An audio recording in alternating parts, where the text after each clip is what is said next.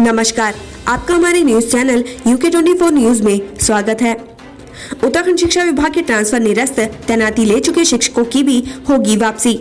उत्तराखंड शिक्षा विभाग में आचार संहिता से ठीक पहले बड़ा आदेश जारी हुआ था। सरकार ने 50 से अधिक शिक्षकों का ट्रांसफर किया था। इस मामले को आचार संहिता का उल्लंघन बताते हुए विपक्ष ने हल्ला बोला तो अब ट्रांसफर निरस्त कर दिए गए हैं। इसके साथ ही नई जगह पोस्टिंग ले चुके शिक्षकों को भी वापसी होगी। सीएम धामी के सामने हुआ बाइक का एक्सीडेंट, काफिला रोक घायल युवक का जाना हाल। मुख्यमंत्री पुष्कर सिंह धामी ने अपना काफिला रोकर हादसे में घायल युवक का हाल चाल जाना। हालांकि बाइक हादसे में युवक को गंभीर चोटें नहीं आई थी। वहीं सीएम धामी ने युवाओं से सावधानी पूर्वक वाहन चलाने की अपील की है।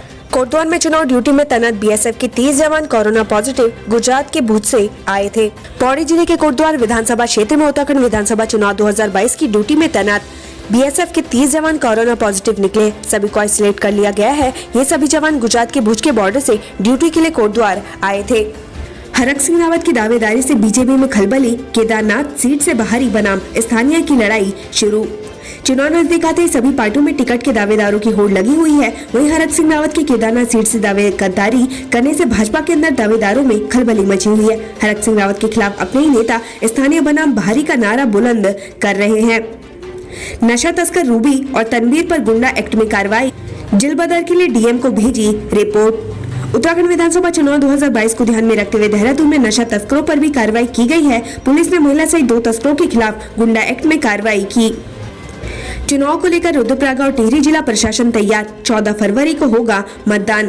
उत्तराखंड विधानसभा चुनाव को लेकर रुद्रप्रयाग और टिहरी जिला प्रशासन तैयारियों में जुट गए हैं। इस बार रुद्रप्रयाग में 1,92,724 मतदाता मतदान करेंगे। वहीं टिहरी जनपद की पुलिस ने चुनाव को लेकर सुरक्षा समेत तमाम तैयारियों को पूरा कर लिया है। बाहरी होने के आरोपों पर बोले हरक सिंह, मैं पाकिस्तानी नहीं उत्तराखंडी हूँ, रुद्रप्रयाग को अपना समझा था।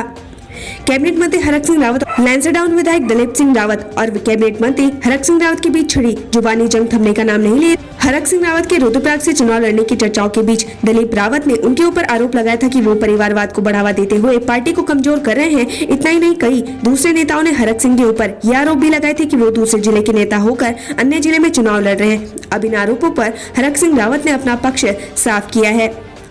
नवंबर-दिसंबर में बकायेदारों पर चला RTO का डंडा, वसूला 2 करोड़ से ज्यादा टैक्स के बड़े बकायेदारों के खिलाफ परिवहन विभाग अभियान चला रहा है। विभाग ने बकायेदारों पर कार्रवाई करते हुए नवंबर और दिसंबर महीने में 2 करोड़ से अधिक टैक्स वसूला है। साथ ही विभाग जनवरी महीने में 2.25 करोड़ रुपए वसूलने की तैयारी में है। अभी भी करीब 12 से 13 हजार बकायेदारों ने टैक्स नहीं दिया है, जिनको लगातार नोटिस भेजे जा रहे हैं। पिंडर घाटी में बर्फबारी के बीच गाँव में पहुंची स्वीप टीम, ग्रामीणों ने किया 100% मतदान का वादा। बागेश्वर जिले के पिंडर घाटी में बसे गांव में इन दिनों काफी बर्फ जमी है, लेकिन स्वीप और रेड क्रॉस की टीम के हौसले बुलंद है। टीम ग्रामीणों को मतदान को लेकर जागरूक कर रही है। ग्रामीण भी उनके हौसले को देखकर 100% मतदान करने का वादा कर रहे हैं। चुनाव स्थगित करने की मांग वाली याचिका का मामला हाईकोर्ट में 15 फरवरी को होगी सुनवाई। नैनीताल हाईकोर्ट में आज विधानसभा चुनाव स्थगित किए जाने की मांग वाली याचिका पर सुनवाई हुई। कोर्ट ने सुनवाई के लिए अगली तारीख 15 फरवरी तय की है। दिलचस्प बात यह है कि उत्तराखंड में 14 फरवरी को मतदान है। शराब तस्करों पर अंकुश लगाने को आबकारी विभाग ने कसी कमर, यूपी बॉर्डर पर बढ़ाई चौकसी। उत्तराखंड विधानसभा चुनाव 2022 की तारीख का ऐलान होते ही नेताओं के साथ शराब तस्कर भी सक्रिय हो गए हैं। चुनाव के दौरान प्रदेश में बड़ी संख्या में शराब की तस्करी की जाती है। शराब तस्करी पर अंकुश लगाने के लिए आबकारी विभाग ने कमर कस ली है। गंगा स्नान पर प्रतिबंध से हरिद्वार के व्यापारी नाराज, की ये मांग। कोरोना के बढ़ते मामलों के कारण प्रशासन ने मकर संक्रांति पर गंगा स्नान पर प्रतिबंध लगाया है। इससे हरिद्वार के व्यापारी नाराज है। व्यापारियों का कहना है कि इससे व्यापार चौपट हो जाएगा। प्रशासन को कोविड नियमों का पालन करवाते हुए गंगा स्नान की अनुमति देनी चाहिए। ऋषिकेश में बढ़े कोरोना के मामले, गंगा स्नान पर लगा प्रतिबंध। मकर संक्रांति का पर्व 14 जनवरी 2022 को मनाया जाएगा, लेकिन उत्तराखंड में कोरोना के बढ़ते मामलों को देखते हुए ऋषिकेश में मकर संक्रांति के गंगा स्नान पर प्रतिबंध लगा दिया गया है। लक्सर में कच्ची शराब के साथ 5 तस्कर गिरफ्तार। थाना कानपुर पुलिस ने कच्ची शराब के साथ 5 तस्करों को गिरफ्तार किया है। साथ ही पुलिस ने आरोपियों के पास 70 लीटर कच्ची शराब बरामद की है। भारत नेपाल मैत्री बस सेवा कंपनियों को उत्तराखंड रोडवेज ने भेजा नोटिस, जानिए वजह।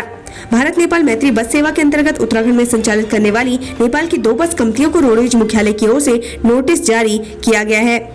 बताया जा रहा है कि दोनों कंपनियां न केवल निर्धारित शर्तों का उल्लंघन कर रही हैं, रोजाना 2 बसों की अनुमति के बजाय 10 से 12 बसें संचालन करने पर रोडवेज मुख्यालय ने दोनों कंपनियों को नोटिस जारी किया है। गुलदार का टेरर, गुलदार ने हमला कर एक युवक और एक महिला को किया घायल, खौफजदा लोग। रामनगर में गुलदार का आतंक थमने का नाम नहीं ले रहा है। वहीं वन प्रभाग रामनगर की कालाडूंगी वन रेंज के अंतर्गत ग्राम सभा चकलुआ के गुलजारपुर बंकी में गुलदार ने एक युवक और युवती पर हमला कर गंभीर रूप से घायल कर दिया। भारत में कोरोना का कहर जारी, नए मामले 2,40,000 के पार। भारत में कोरोना वायरस के 236 दिनों में सबसे अधिक 2,47,417 नए मामले आए हैं। वहीं ओमिक्रॉन स्वरूप के एक दिन में 620 मामले आए हैं, जो अब तक सर्वाधिक मामले हैं। देश में इसी के साथ ही कोरोना वायरस के स्वरूप के मामले बढ़कर 5,488 हो गए हैं। इनमें से 2,162 लोग स्वस्थ हो चुके हैं या देश छोड़कर चले गए हैं। इसके साथ ही महामारी की कुल मामलों की संख्या बढ़कर 3,63,17,927 हो गई है। यह जानकारी केंद्रीय स्वास्थ्य मंत्रालय की ओर से दी गई है। नैनीताल के भीमताल में गहरी खाई में गिरी कार, एक की मौत। नैनीताल के भीमताल में एक कार अनियंत्रित होकर खाई में जा गिरी। घटना के वक्त कार में 2 लोग सवार थे, जिसमें से एक की मौके पर ही मौत हो गई, जबकि एक गंभीर रूप से घायल है। उत्तराखंड ब्रेकिंग, राजभवन में कोरोना का प्रभार, कर्मचारी पाए गए पॉजिटिव, 2 दिन के लिए सील।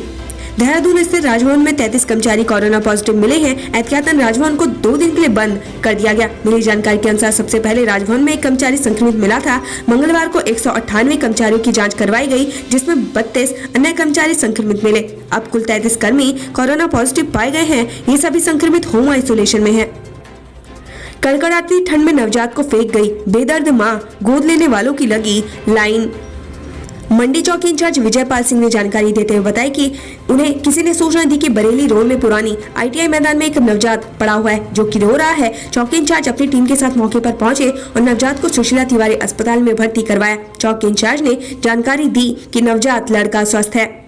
उत्तराखंड से संबंधित ऐसी खबरें पाने के लिए हमारे चैनल को लाइक व सब्सक्राइब जरूर करें। धन्यवाद।